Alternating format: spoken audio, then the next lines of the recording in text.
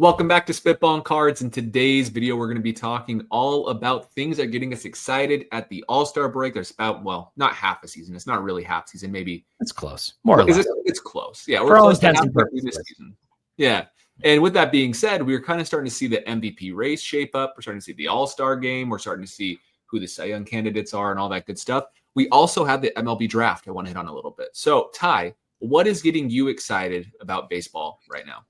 Well, I mean, I couldn't have asked for a better start to the season for the Tigers. This is the most excited I've been about them in a very, very long time. And it's, tracing back to August of last year, that's just been one big wave of a lot of success.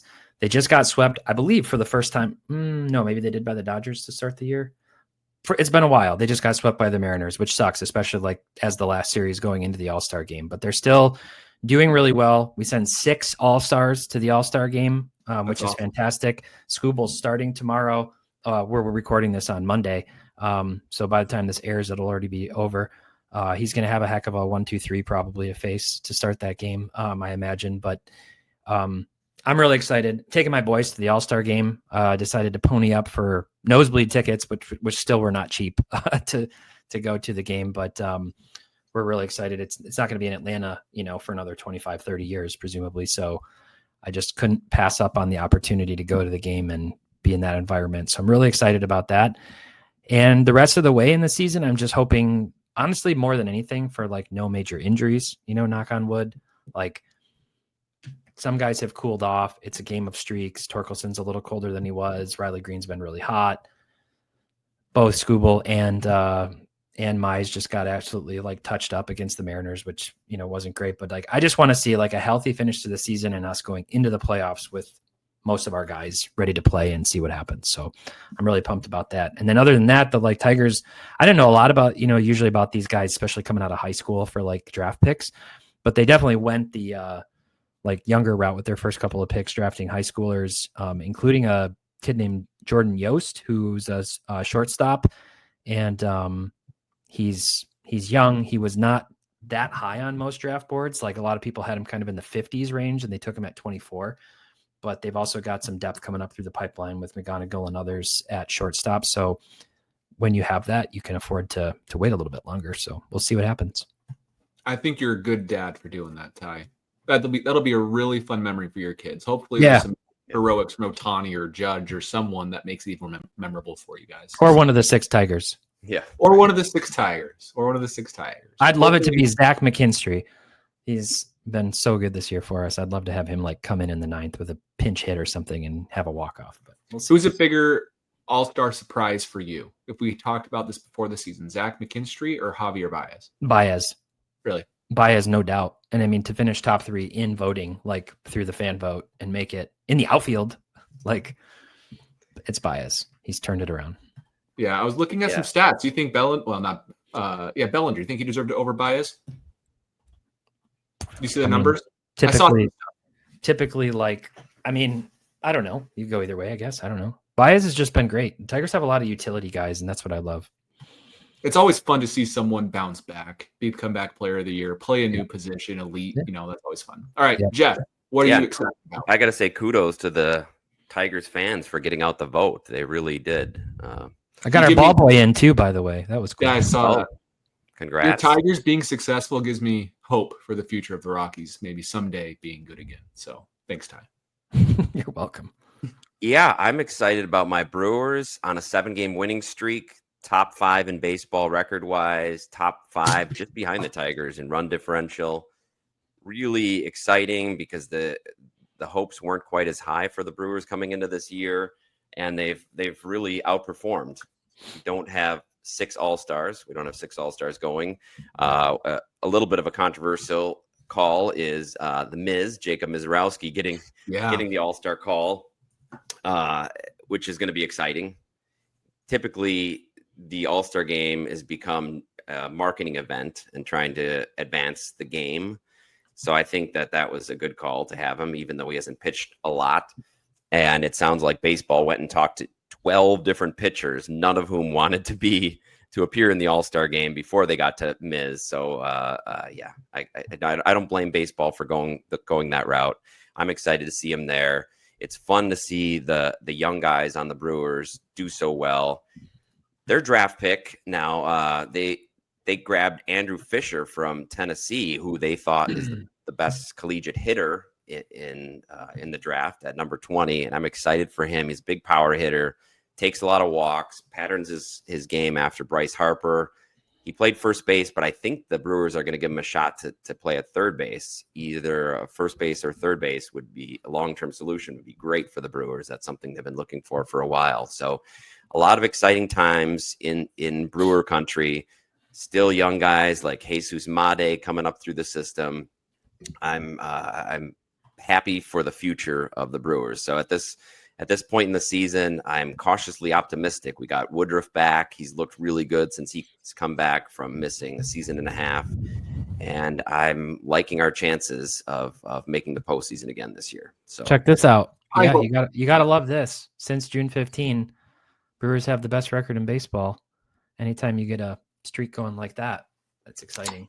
Yes. Who's the cartoon over right there? Looks like Contreras. It looks like Adonis, doesn't it? Yeah. He's not a Brewer. I hope it's not Adonis. Yeah, maybe Contreras. Contreras, maybe. Looks kind of like and even if you go back further, I think they're like 35-15 or something. After that opening weekend debacle against the Yankees, where they got blown out with those fancy bats that the Yankees had, those torpedo bats. It looked a little rough for the Brew Crew, but they've bounced back nicely, and some of the moves they've made have been pretty shrewd. I like the direction they're heading. Yeah. Has Churro turned it around yet, or not yet? He has. I mean, he has turned it around. He's not putting up quite what we thought he would, but here he is at midseason. He's got 16 homers, 16 stolen bases, on pace for 30-30. His OPS plus was below 100 for most of the season. I think it's back up to 112 now. So he's been doing much better of late. The numbers are there. He's still playing good defense. He's exciting out there.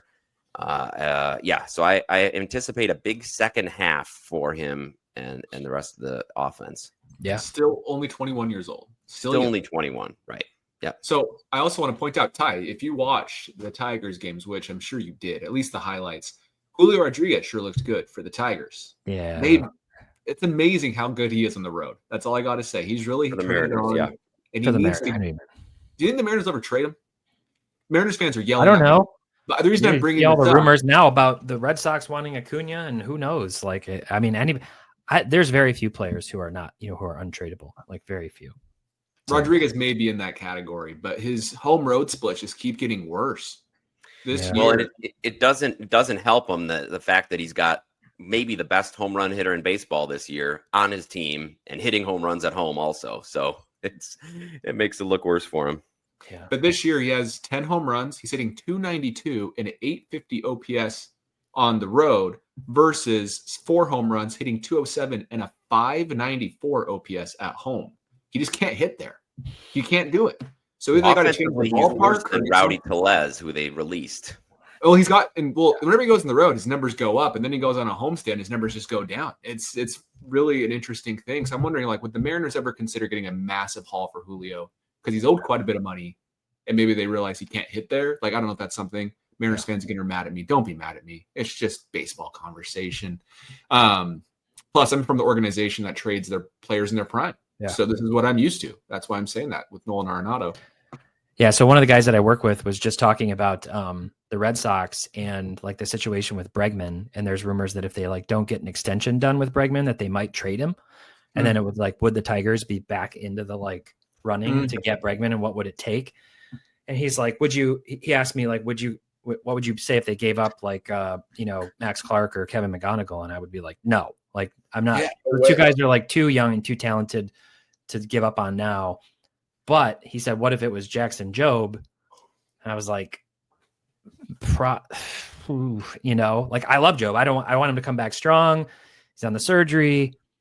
Will he ever be an ace? Who knows? You know what you're getting with Bregman. That's a more interesting conversation. So all these big names move, they move all the time in baseball. It's an interesting thing. It's amazing though, how much starting pitching matters. Yeah. So to trade from starting pitching depth for basically a rental in Bregman, do you think he probably is going to opt out with the year he's had so far? I know he's been hurt, but he's looked good and he's played. I don't know. He's got that massive contract for next year. I think it's $40 million the next 2 years he can opt into. But if he can get more than $80 million guaranteed, which I think he absolutely could with how good he's played, it's tough. It's tough. Plus, the Red Sox are right there, man. 53 and 45. They're 3 games back. That AL East is not strong. The Yankees imploded. Somebody's got to win that division. So, anywho, things are you excited, Scott? I'm excited that we have another Holliday playing for the Rockies. Ethan Holliday was drafted. I don't know how he fell to number 4, if I'm being fully transparent. It's like the pool money changes or something this year. There were some. I don't know, but I'm happy with it. The Angels pick makes no sense. A pitcher that was then projected to be nearly that high. They just want him to still be MLB ready quickly, which they are doing that all the time. They did it with Neto and it worked. They did it with Shanwell and it hasn't really worked. Maybe it has a little bit. He's been above league average. Okay. But like, I don't know what the Angels are doing, but that's either going to be the best pick of the draft or the absolute laughter of the draft. And I'm leaning that way, unfortunately. But Ethan Holliday, high schooler. Let me pull up his stats that he had. He hit this year in high school, which of course, right? Like it's high school numbers, but 6'11" with 19 home runs, 64 RBIs, and a 2.038 OPS. Won Gatorade Player of the Year for Oklahoma, which is pretty good. So, which his dad also did. Yeah, exactly. And so Condon, Ethan Holliday, we have, maybe we still have Tovar, and Ethan goes to third. I don't know. There's some hope for me.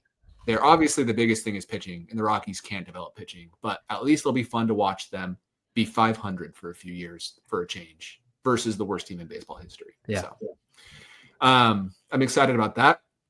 I'm excited about the second half. I'm sad the season's kind of winding down a little bit because next year we have a full season, and then after that, I don't know what's going to happen. So that makes me very nervous as a baseball fan. It's going to get ugly, but the Holiday news made me excited to be a Rockies fan, at least temporarily, which is hard to say lately. So nice. All right. Those are the things we're excited about. Other than that, Jeff, you have a game for us. I do. I've got a mid-season prediction game. You teased it a little bit earlier without noticing. You were talking about MVPs. And the MVP race, if they are races, I mean, Cal Raleigh's doing his best to catch up to Judge. Judge, we knew wouldn't hit 400 all year, but he's still on a magnificent offensive trajectory. In the National League, we've got Ohtani and PCA, the first guy with 25-25, I think, before the All-Star break, something like that. I know it's a late All-Star break, but anyways, he's been really productive. He might be catching them.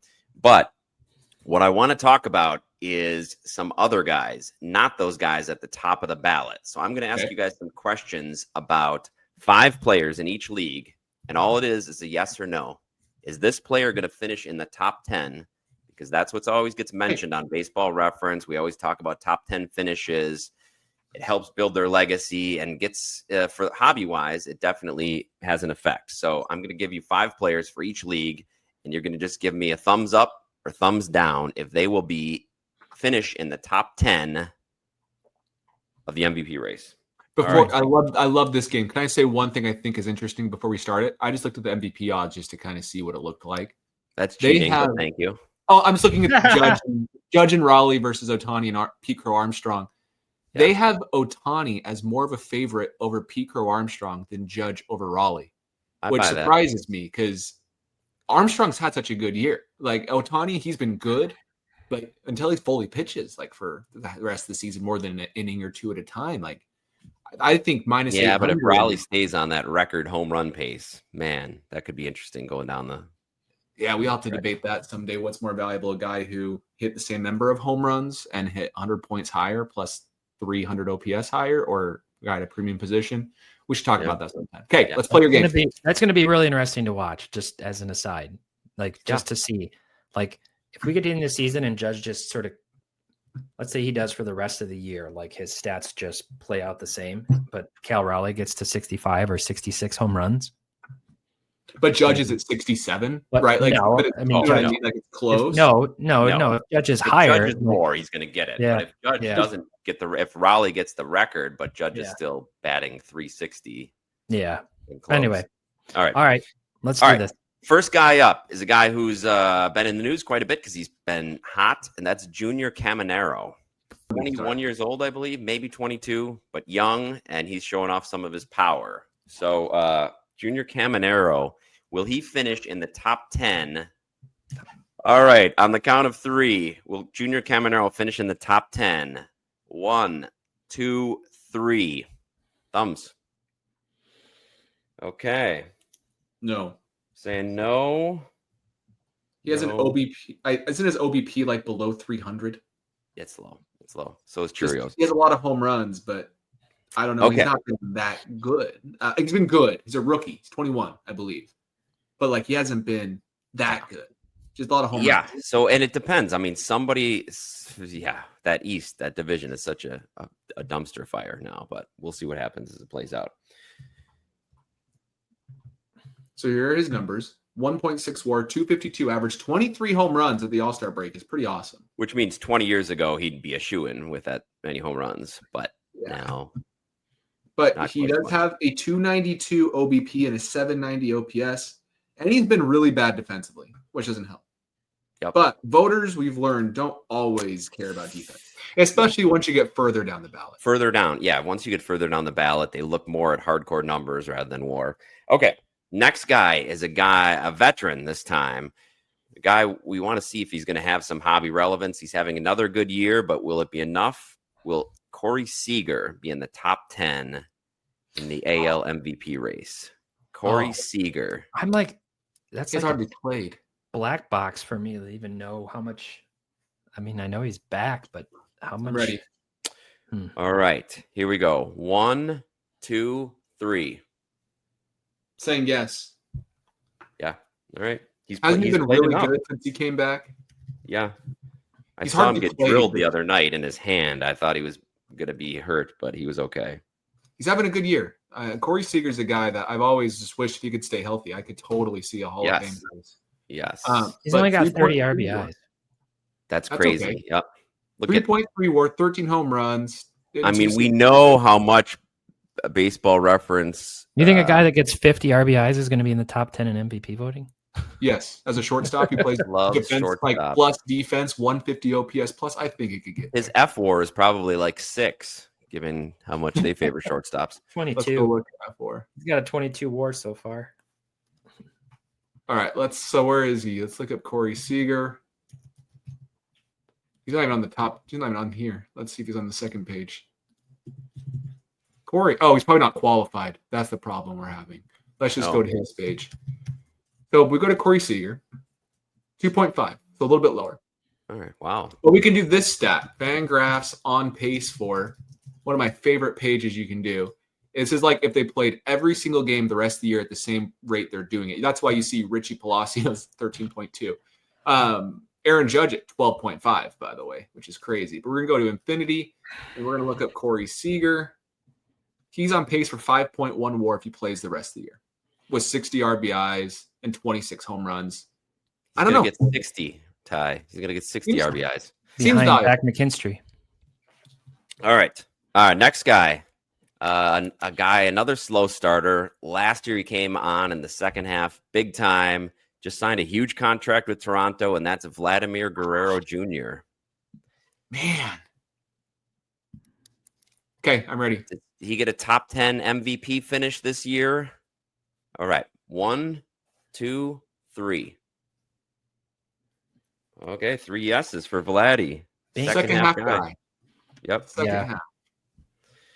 Well, and also not terrible so far.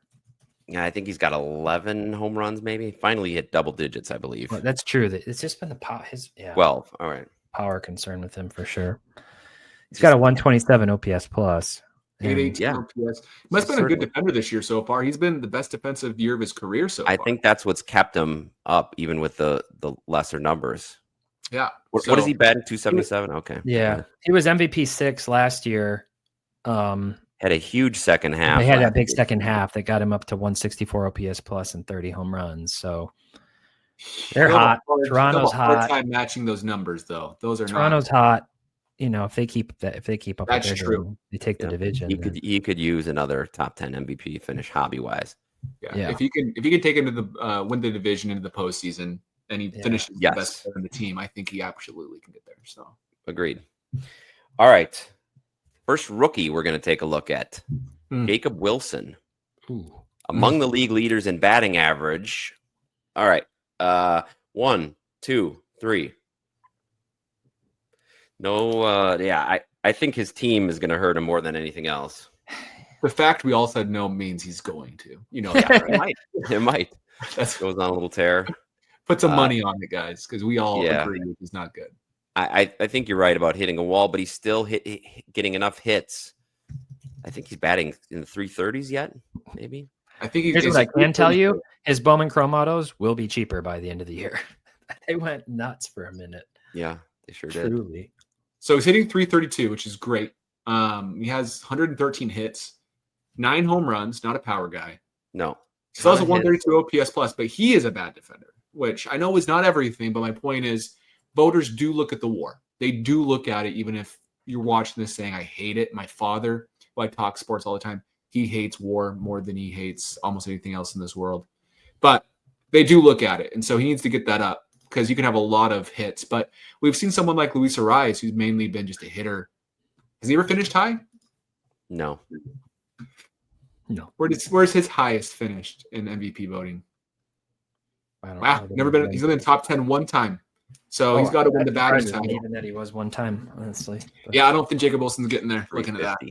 Yeah. Nope. All right, last guy for the American League. Somebody who's was off to a slow start, but he's been heating up. 2 top 10 MVP finishes in a row. Can he add to it? That's Gunnar Henderson. His team's been a huge disappointment. But if he gets another top 10, that could still help his card hobby value. Can I do something real quick? Let me list who I think is going to be a top 10 in my head. I won't say it out loud. This is great. We're just going to sit here while we. There's 5 that I know for sure will be in the top 10. So that leaves 5 spots for someone like Gunnar. Can he get there? That's the question. All right, ready? All right, let's see it. Here we go. 1, 2, 3. All right, wow. Bet against him. Bet against him. Bet for Jacob Wilson. He, again, plays that premium position, so he's going to get the WAR bump. He's turned it around offensively. I don't know. I think he was 4th and 8th in the last 2 tough, isn't it? MVP races. Yeah. I mean, he could replicate 2023 still. Not the number of games played, obviously. It's too late for that. But he could get to 20 home runs, 25 home runs. He could hit close to 280 to 290. Still have a OPS plus above 125 to 130. It's hard. I think he could get there, but we'll see. Yeah, I'm not convinced on this, but yeah. What's his? Hold on, I didn't see. Sorry. What? Stats. Did you show his stats? Yeah, I missed it. I was trying to. You're okay. But yeah, 2.6. Yeah, 11. Yeah. The raw numbers aren't very good. Projecting him wise. So I do know he started out slow defensively, and that's probably due to the fact his oblique hurt really bad. But he's now a flat defender, 0.0 D WAR according to Baseball Reference. So if he can get his defense back up, because historically he was a plus defender, 1.9 D WAR, 1.5 D WAR. So if he gets that to 1 or 0.5, that's going to help his WAR. He could get to 5.5 WAR still. Yeah, I think so, and that'd be a great season. Yeah. All right. Ready to do the National League? I'm ready. Okay. Popular MVP candidate the past few years, often in the top 5, always the bridesmaid, but never wins. Francisco Lindor. Oh, okay. I'm ready. Oh. I thought you were going to say Mookie Betts. No. He was on the list, but I had to take him off. It was an easy no for me. Yes. Francisco Lindor. Let's see what he got. Top 10. 1, 2, 3. Another top 10 finish for Lindor. Will anybody care about his cards then? Easy. No. They're starting to. And Bowman Chromes are more expensive than they used to be. There will be a point when all of a sudden everybody will decide they care about Lindor for at least a month. So he has 200 stolen bases, 267 career home runs. He's good, man. At age 31, really Platinum Glove winner, 2.8 WAR. Yeah. 3, he's just been good. He's really good. OPS plus. I want to show you this. I'm so glad he's not on the Guardians anymore. That's true, Ty. Sorry, Guardians fans. I'm just so glad. But so Mookie Betts. I love Mookie Betts. He's really good. He has 73 Baseball Reference WAR, 61 Fangraphs WAR, and that's due to outs above average versus defensive runs saved. Mookie's much better defensive runs saved. Still good in outs above average, but that's the difference. 10 WAR difference is very abnormal. But if we look at Lindor is a year younger than Mookie Betts. And Lindor has 58 WAR. He's surpassed Mookie Betts potentially in career WAR by the end of their careers pretty easily. So it's one of those things where I think people for F WAR, yeah. I mean, for F WAR, B WAR won't happen. No. B WAR won't happen because Fangraphs usually bumps that shortstop value up really high. They're going to have to look at that in the future. If every team's best player is a shortstop, we got to stop giving it such a high boost. You know what I mean? Like, I don't know. It needs to be more era adjusted for positioning. Maybe make like first basemen are weak now, so stop making them get the biggest like hit against them because there's not that many good first basemen. Except for Pete Alonso. Shout out for Pete's sake. Well, I mean, Lindor, Alonso, and Soto are all on pace to have pretty nice seasons, and I think that's going to help Lindor stay in the hunt. And the Mets are looking good. Lindor's their captain. No offense, Soto. So I think Lindor gets top 10. Yep. All right. Next one. Okay, we're going to go to the mound. Oh, Ty's I left Skubal off the list for the AL because I'm pretty sure he'll finish in the top 10. But this guy, let's see, Paul Skenes. Right here it is. 1, 2, 3. It's tough because he has no wins, and I think that still should be voted on if he has 6 wins for the year. It's tough, but he's really good. He is really good. It's not his fault the Pirates don't know how to play baseball. Or hit a baseball, I should say. In pitching, individual voters have different thoughts about pitchers. Some leave them completely off, even when they have a Triple Crown season, that they have their own awards, so they shouldn't be on Which the I ballot kind at of all. get. I get that. I do. Baseball has silver sluggers and, platinum glove and other things like. Yeah, I think if it's an outstanding season, I feel like they can be on a ballot. Would I vote for one to win? I don't know. It'd have to be. Manuel Clase was like 8th last year in MVP voting. Yeah, that was. So here's the playoffs: 4 wins, 8 losses, 2.01 ERA, 4.8 WAR. WAR for pitchers is not as important. How many strikeouts does he have? 131. 131 in 121 innings. Yeah. ERA plus. It's not a ton of innings. About where he was last year. Leading the league this year, though. He needs to. His ERA plus is nutty. He needs to be even, like win-loss record. He can't be 4-8, or if we extrapolate that out to like 6-12, he can't do that. If he's like 8-10, maybe, but yeah, that's tough. All right. Next one, another young guy who people got on our case last year when we weren't putting him in the MVP conversation, that he should have been right there, and that's the tall shortstop in Cincinnati, Elly De La Cruz. Will he finish in the top 10 again after his season last year? Here we go. 1, 2, 3.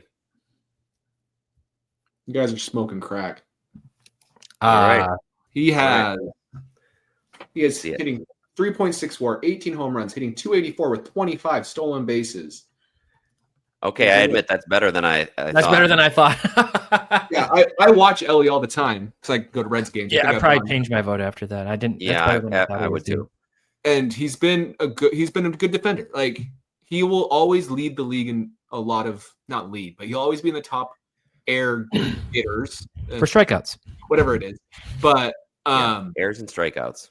The thing with Elly is he has such good range. He gets to balls most players can't get to, so he has more chance to make an error. So if he was more stationary and just stood there and just had the balls right to him, maybe he'd be better. But he's been great this year. He's kind of taken the next step, in my opinion. So yes, I would say he has a chance. Pretty good. What did he finish last year? Let me look. I'm just going to see what his Fangraphs WAR looks like. 3.5 F WAR. So the fact that they're pretty even is good. So they're predicting to have. He was 8th last year. Yeah, I think he'll get there. Yeah, he's probably going to be. Ellie's good. He's probably going to be in that 8 to 12 range, I would guess. 16, all right, we got 2 left. Both veteran players. This guy has reached some career milestones, maybe having his best season ever. That's Manny Machado in San Diego. Yeah, so let's vote on Manny. Top 10. 1, 2, 3. I'd say top 5.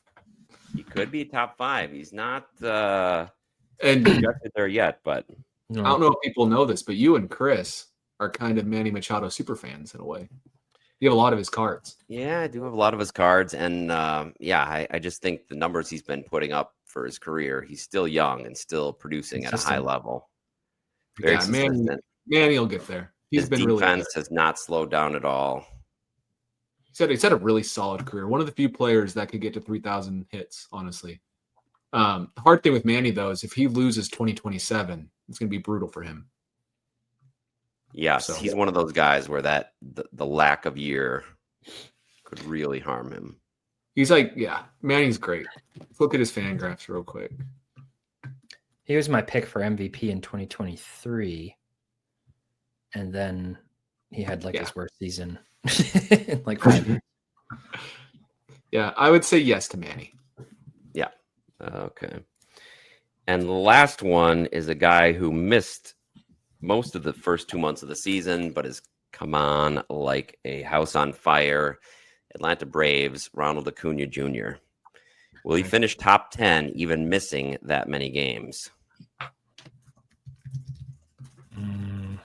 And having the team maybe underperform. All right, here we go. 1, 2, 3. The switcheroo. Try to fake some people out. I don't know. I want it, but I'm just thinking about all the people in the NL, and I don't know who's in the NL that you'd view already as top 10. We have Ohtani, Pete Crow. Those guys are pretty much a lock. Yeah, Machado. Kyle and Tucker. Then you just had Machado, Tatis, Tucker, Machado, James Wood, Lindor, Corbin Carroll, Ellie. I think will. Carroll's been hurt a lot. Then you got Skenes, Zach Wheeler. I don't know about Tatis. I don't know. I still think he can. If he has a 1. OPS. You got Juan Soto. Eugenio Suarez is on pace for 130 home runs. Ty, stop it. It just hurts. It hurts now. There's a lot of guys. Ketel Marte. There's a lot of. And there's probably some guys who've had a rough first half. They're going to have a Matt great Olson's last been 70 hot. games. All right. Well, let us know in the comments what you think about these guys. The 5 AL guys, Junior Caminero, Corey Seager, Vladdy, Jacob Wilson, and Gunnar. And the 5 NL guys, Lindor, Skenes, Ellie, Manny Machado, and Ronald Acuna Jr. Who of them will finish top 10? I have an idea. I have one more. Okay. One more to vote on.